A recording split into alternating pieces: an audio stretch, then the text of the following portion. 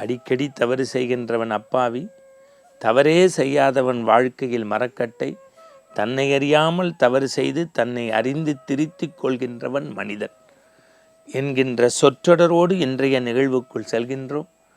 ஆனந்த ஆரம்பத்தின் அன்பு நேயர்களே, இன்று நாம் சிந்திக்க இருக்கக்கூடிய தலைப்பு ஒரு அற்புதமான சிந்தனைக்குரிய செய்தி. ஜென்னுடைய வார்த்தை எளிமையே கடவுள். என்னது? எளிமையே கடவுள். நம்ம அறமே கடவுள், அன்பே கடவுள், ஞானமே கடவுள், தொண்டே கடவுள் என்று எத்தனையோ தலைப்பு பார்த்தோம். எளிமையே கடவுள். எளிமை எப்படி கடவுளாக முடியும்? இந்த கேள்வியோடு தான் அந்த கட்டுரைக்குள்ளே போனேன்.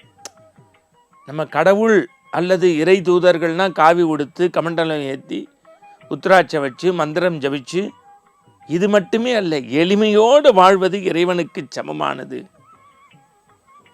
ஏழ்மை வேறு, எளிமை வேறு. கருமி வேறு, சிக்கனம் வேறு.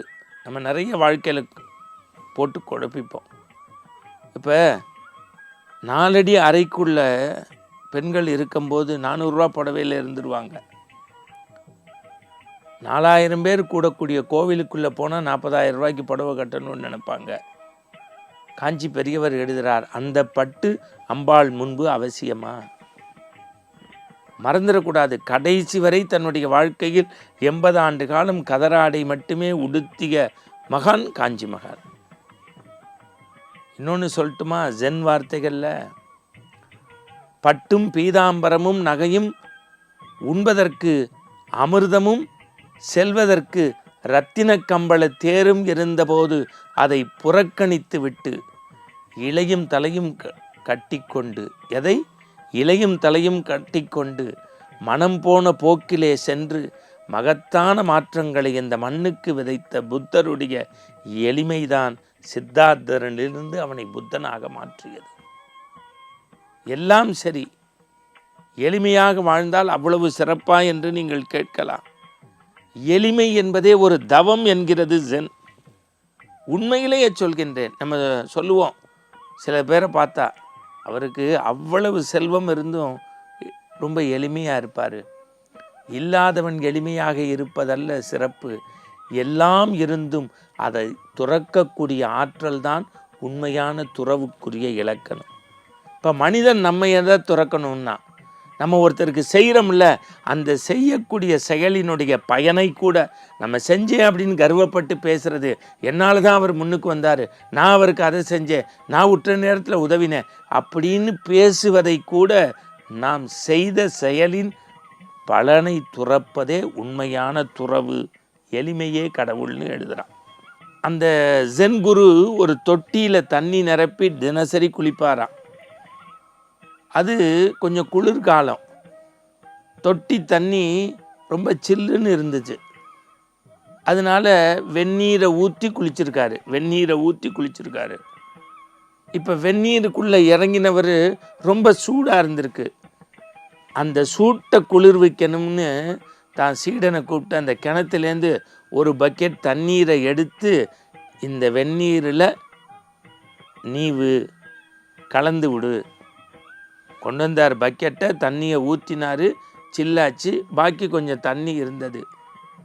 சீடன் படார்னு மண்ணில் ஊற்றிட்டு அப்படி போனான். குரு பாதி தண்ணியில் உக்காந்துக்கிட்டு சீடனை கை தட்டி கொடுத்தார். இங்கே வா, என்ன பண்ணன்னாரு. இல்லை, மிச்ச தண்ணி இருந்தது, மண்ணில் ஊற்றினேன். குரு சிரிச்சுக்கிட்டே சொன்னாராம், உன் இலப்பக்கமும் வடப்பக்கமும், உன் இடப்பக்கமும் வலப்பக்கமும் எத்தனை செடிகள் இருக்குது. மண்ணில் ஊற்றுறத மலர்களுக்கு ஊற்றினா அது பூ பூக்கும்போது உன்னை பார்த்து சிரிக்க மாதிரி தோணாது. மண்ணில் ஊற்றுறத மலர்களுக்கு ஊற்றினா அது பூ பூக்கும்போது உன்னை பார்த்து சிரிக்கிற மாதிரி இருக்காது. ஏன் அதுக்கு நீ முயற்சி செய்ய மாட்டேங்கிற? குருவே உத்தரவுன்னானா.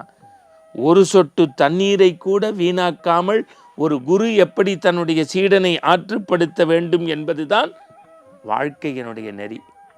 ஒரு பெரிய மனிதர், மிட்டா மிராசு, செல்வந்தர், எல்லாம் படைத்தவர், அவர் உயிர் பிரியக்கூடிய தருவாயில் இருந்தார். மருத்துவமனையிலிருந்து மருத்துவர் அழைத்து வரப்பட்டார்.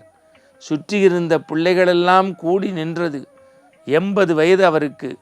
பெருமூச்சு விட்டு மருத்துவரிடம், ஐயா நான் எவ்வளோ நாள் வாழ்வேன், எவ்வளோ நாள் வாழ்வேன், எவ்வளோ நாள் வாழ்வேன் அப்படின்னாராம்.